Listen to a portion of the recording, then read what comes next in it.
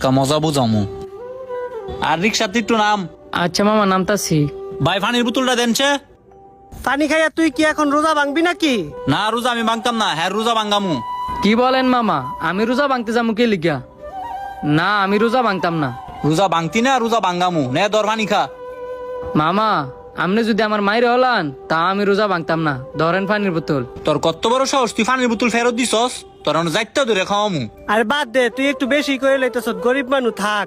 ভাই আমনে আর কইেন না, ইত্যানা মতো রিক্সা চালকের লাগিয়া টাইম মতো কোনো যাইতাম পারি না। এইসব রিস্কওয়ালারে বললে কোনো লাভ নাই, এরা সময়ের কোনো মূল্যই দিতে জানে না। আপনি ঠিকই কইছেন। আচ্ছা রিক্সা তুলেন। এবারে তাড়াতাড়ি যা। ভাইটা লগে দিক কাজ গা, তোর কোনো কইলাম না, মনটা চাইতেছে সবাই খাইয়ে লিতাম।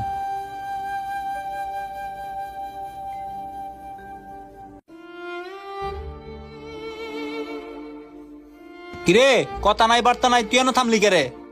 মামা